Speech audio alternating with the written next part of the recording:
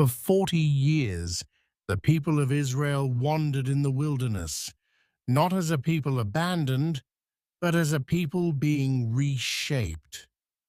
Their journey began with a dramatic act of divine deliverance, the crossing of the Red Sea, and a promise they would be led to a land flowing with milk and honey. But between liberation and inheritance stood a long season of formation.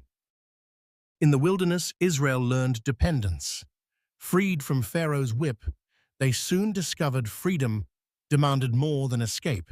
It required trust. Manna fell daily, just enough for each day.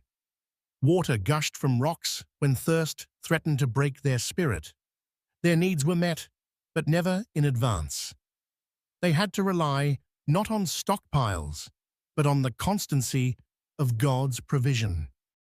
Disobedience and complaint marred their steps. Again and again, the people grumbled about hunger, leadership, even their deliverance.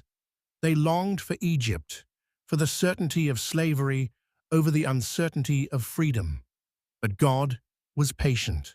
When they forged idols from gold, He corrected with both justice and mercy. When they refused to enter the promised land out of fear, they were not forsaken.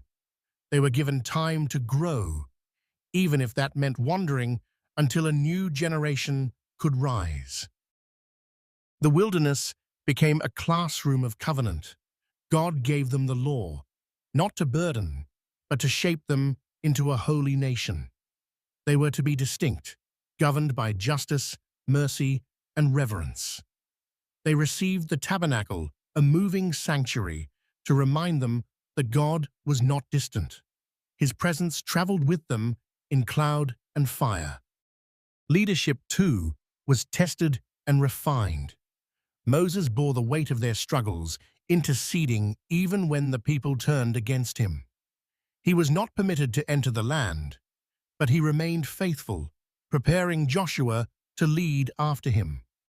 Through discipline and mercy, law and grace, hardship and hope, Israel's heart was slowly molded. The wilderness stripped away idols and illusions. It taught them that identity was not in land or power, but in covenant with God. By the time they stood on the threshold of Canaan, they were no longer the frightened slaves who left Egypt.